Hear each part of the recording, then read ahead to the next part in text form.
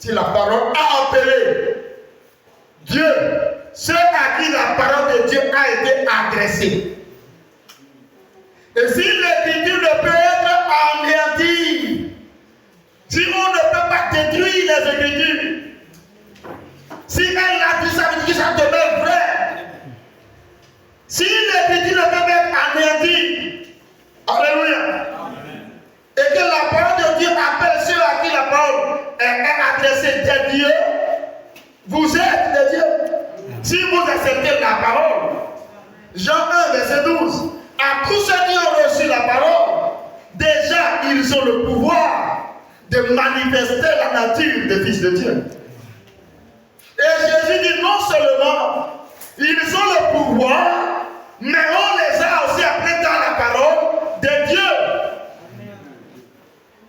Dieu, à l'exception de la chair humaine, mais quand même c'est de Dieu. Vivons dans une enveloppe charnelle, mais c'est de Dieu.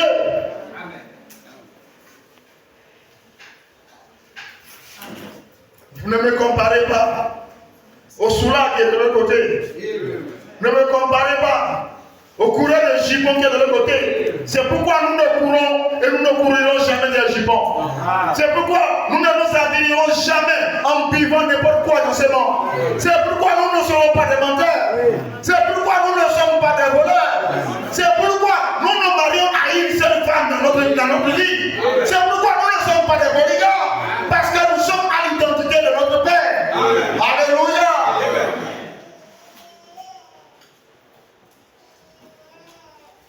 Oh my God.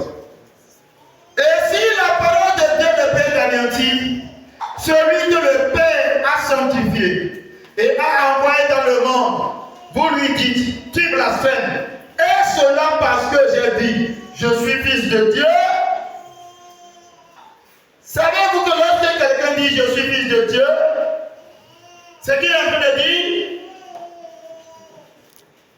comment peut-il dire qu'il est fils de Dieu et eux en haut, au verset que nous avons lu en haut, au verset 34, on en dit qu'il se dit Dieu.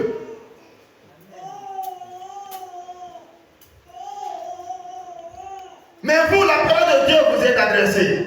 Il dit, parce que la parole vous est adressée, vous n'êtes pas la parole, mais elle vous est venue, elle vous est parvenue, vous l'avez reçue, et parce que vous l'avez reçue, vous êtes des fils de Dieu, par surcroît de Dieu.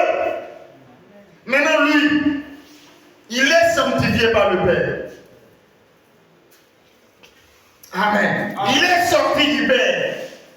Il dit, je suis fils de Dieu. Et vous dites qu'il a blasphémé? Fils de Dieu signifie né de Dieu. Et quand je suis né de Dieu, j'ai la même identité que mon Père. Si je suis né de Père, on dit tel Père, tel Fils.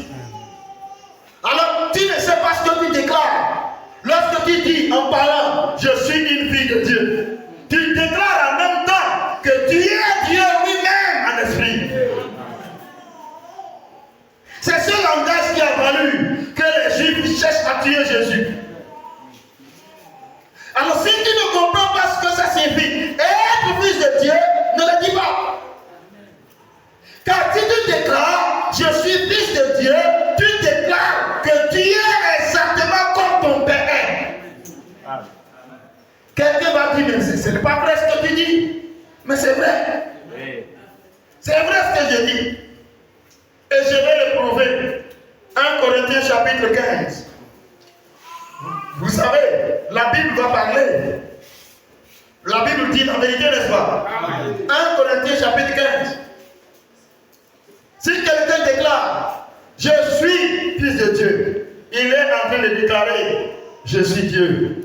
Mais Dieu, dans une chair humaine, Dieu passe jusqu'à la chair. Parce que nous avons lu toujours, dans le même 1 Corinthiens 15, verset 50, que ce qui est la chair et le sang n'hériteront pas le royaume. Mais qu'est-ce qui héritera le royaume? C'est ce qui est à l'intérieur de nous et qui est à l'image de Dieu. Que nous appelons